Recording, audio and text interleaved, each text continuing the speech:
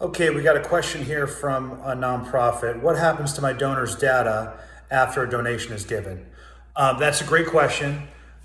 We've touched upon it a little bit, but ultimately it's going to be up to the processor, whatever platform that processor uses, what they end up doing with your donor data.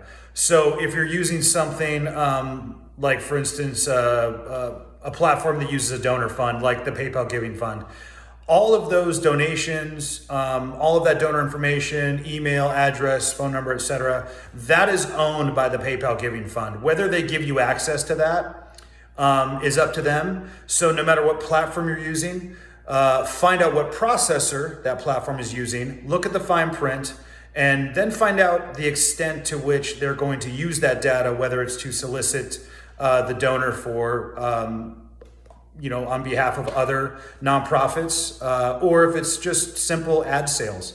But your donor information, unfortunately, is not your own. It's going to be up to the processor what happens to it.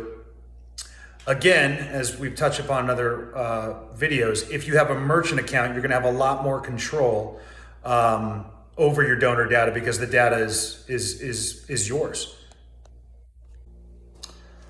I want to talk a little bit more about donor data here this week because this comes up so often in so many different forms. Data is sacred.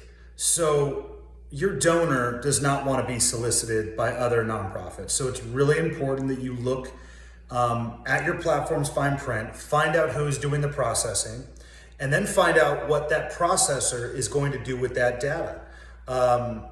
Ad revenue is so lucrative that most platforms are going to sell your donor's data, and they need to sell that donor data to relevant businesses and merchants. And in a donor's case, it's going to be other nonprofits. So there's a lot of nonprofits that are going to purchase your donor's data and then be solicited, and that is a real put off for a donor, and they're going to try and find the root of where their information leaked. When someone buys a pair of shoes and then they're online and they see another company offering a pair of shoes, they're a little bit more forgiving because it's just consumer-based advertising. But when someone gives a donation, that's more personal, it's sacred, they're trying to help. And then suddenly they're solicited by a nonprofit that they have never heard of. They're really upset about it. We've heard a lot of these cases here at GiveBox. We do not sell your donor's data. It's one of the perks of using GiveBox, and it's one of the perks of having a merchant account. You're going to have more control over it. But you look at our fine print and our policies, we're against it, not even because we think it's unethical, but it's bad business practice because donors eventually find out who the culprit is. And you could just do a Google search now and figure out all the big processors that are selling donor data and what donors think about it.